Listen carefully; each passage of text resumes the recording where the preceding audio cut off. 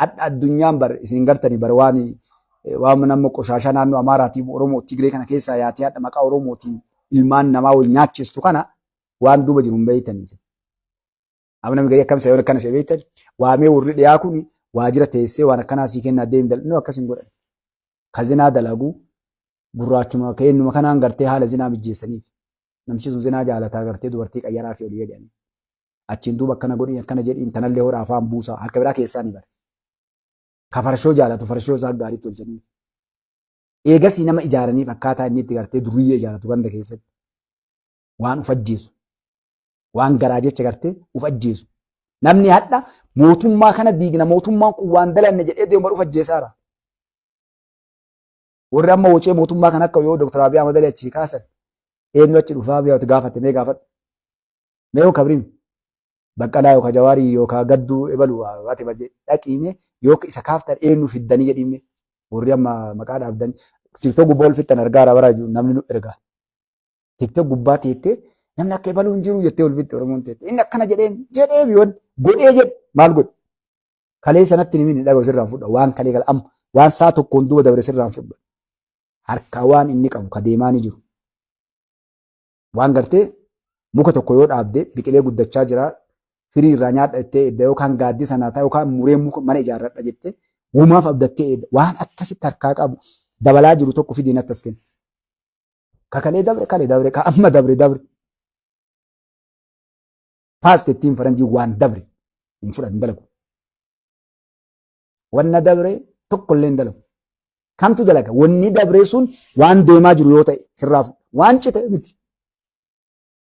Kalee akkas dalagee namni kan waan meeqa dalagee abbaa. Sin fayyadu sun. Wanni abbaan kee dalage waan jettu Oromoon abbaan dhugee filma afaan hin urgaa'u jedhan.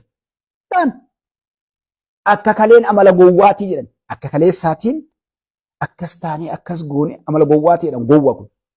Namtichi kalee akkas godhe lafa ka'a. Amma waan gootu laal. Wanni jirtu bara. Nabi Rabbi Alassalaa dubbiin Nabi Rabbi Alassalaa maami oofti jennaan. Ta dabarte dhiisaniiti ta dhuftu irraa dubbatan. Nabi Rabbii nama caalutu addunyaa tana gubbaa jira yoo jette kootu. Hin jiru. Wanni dabre laal isaan biras hin dabre dubbiin. Dubbiin Nabi Rabbi Alassalaa maami oofti jennaan waan dabre dhiisaniiti ta dhuftu irraa. Boru akkam goonaa akkam deemnaa garam deemnaa. Dabre kaasu.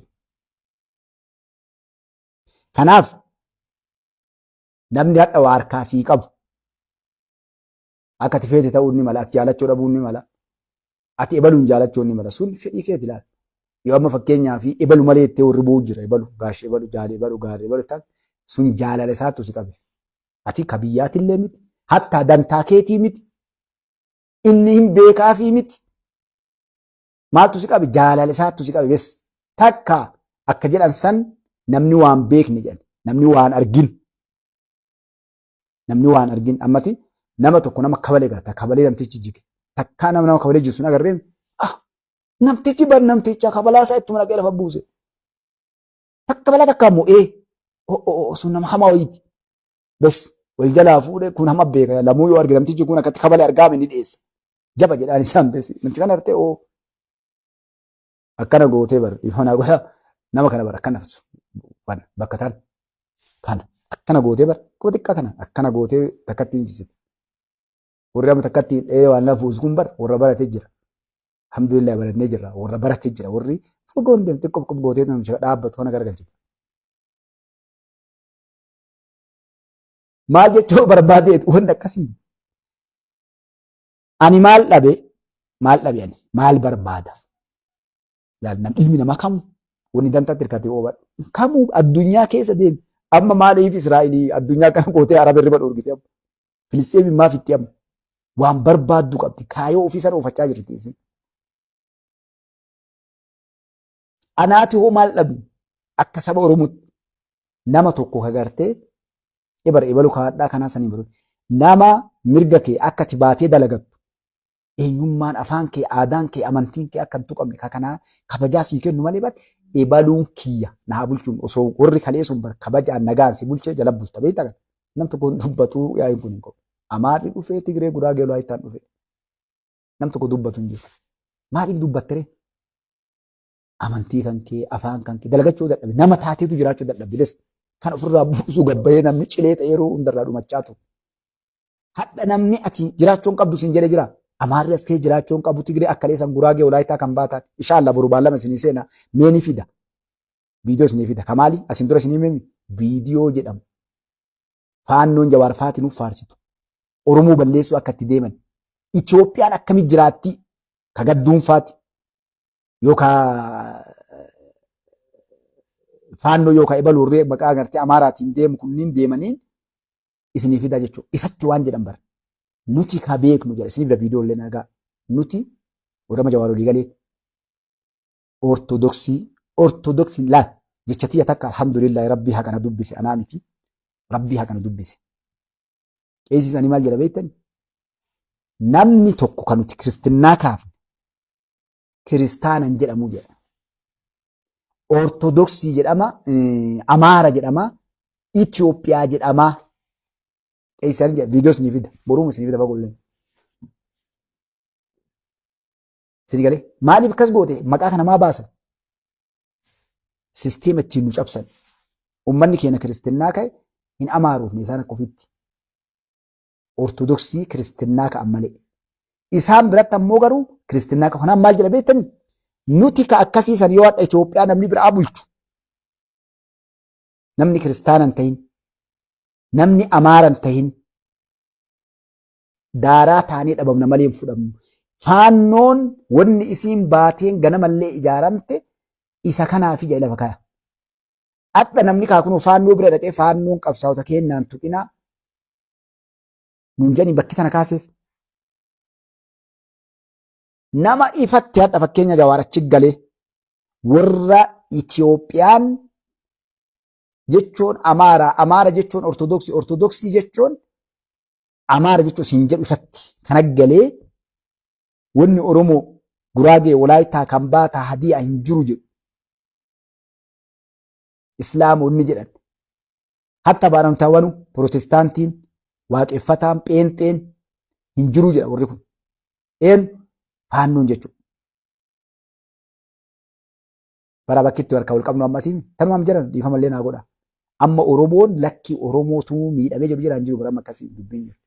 Faannoon warri amma Jawaar hin deeggartan. Faannoon obboleewwan keenya akkuma jedhan akkasii artanii bara. Nuti Islaama kiristaana waaqeffata wanni jedhan Itoophiyaa keessa hin jiru. Amaara Ortodoksii Itoophiyaa jechuun Ortodoksii kana barbaadanii akkasiif na folchaa. Yes or no? Laalaa wanni dubbii tan isin tuttuudhuuf as deebi'aati.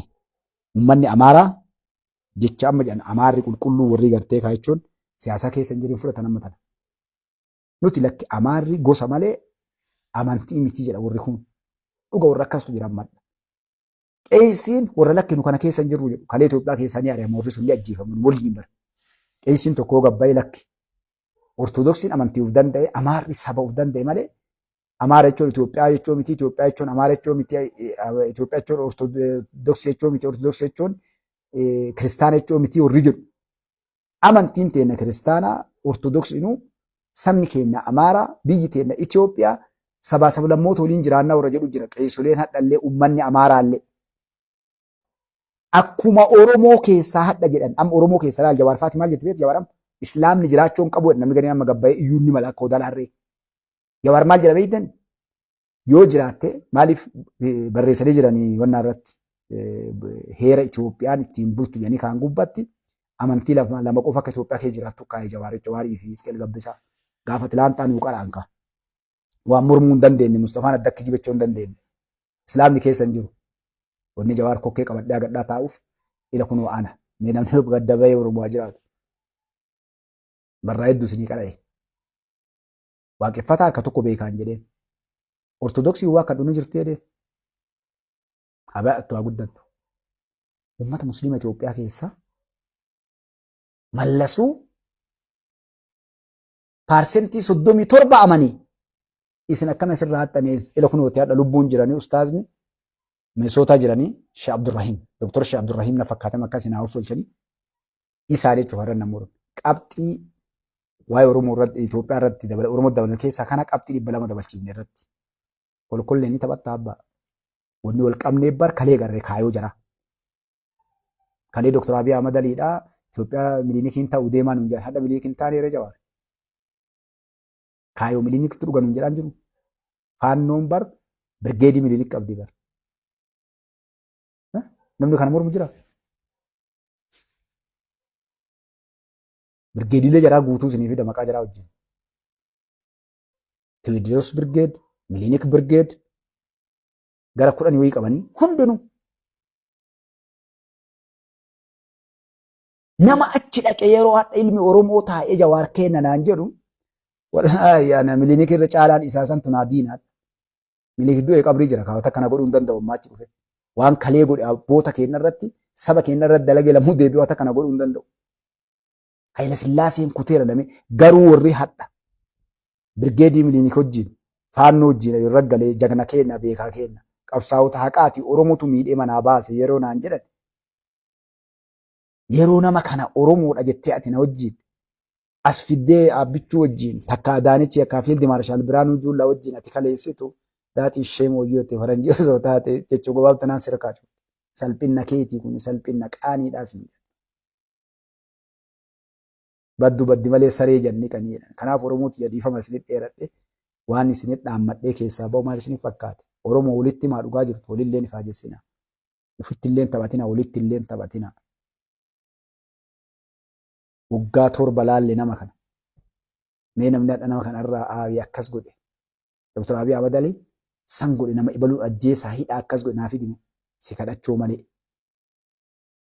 Mee fidi bakka takka Oromiyaa yoo taate hadha silaa namni himatamu Shimallis maal gootanii bakka hin taane irra raatan. Oromiyaan rakkoo qabdi. Dr. Abiy Ahmad Aliitiin akkas godhe. Maa dhugaan dubbanne. Dhukkubni keessan maarree sinii mikaa warri na hiikanaa bara. Warra dubbiin laaltuuf jechaa jira. Ergamtoonni warri nuu himattanii nuti Oromoodha jechaa nafxanyooftan. Amantii nu jibbitan. Gandaaf nu jibbitan. Isinit dammandhee jirra. Nama waraanamtu dhiirti boolla takka qaajjibbuudhu yookaan ammoo jawweedhaan. Nu nyaattan waggaa meeqaa ammaa achi hin jiru. Abbichuun Jimmaa dhufuun, abbichuun Oromoo dubbachuun, nama keessan keessaa dhufuu dhabuun, ganda keessan keessaa dhufuu dhabuun, amantii keessan keessaa dhufuu dhabuun eenyummaa keessan nu agarsiise. Nu duraan dammandhee isin beennaa Oromoolleen isin baruu jirti amma. Kanaaf Oromoon hayyuu keeti, goota keeti, jabaa keeti, ilma Oromooti. Mataa ol si qabachiise laal.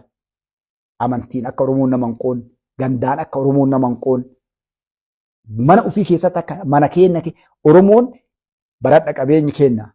Wanni Itoophiyaan nyaattu qabadiin teenna bara. Dhadhaa dammi kenna bara hin beektanii bara. Ambi bara yoo guddatte xaafii fi waan biraa sitti bani beekti.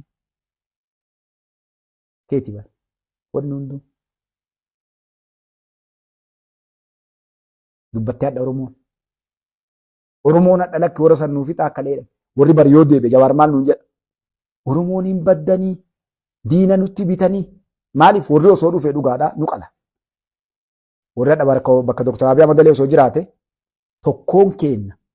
Mustafaas gubbaa bayaadhu irra balaaleffataa sanyiin tiyya naaftu bandatti.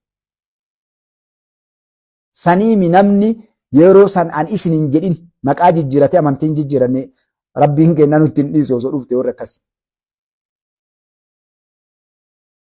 TPLF ka waan takka kalee waliin godhiniin dhuftee ban qeensanurraa guurtee piinsaan gabaadhamee seenaa addunyaa gubbaa bahe.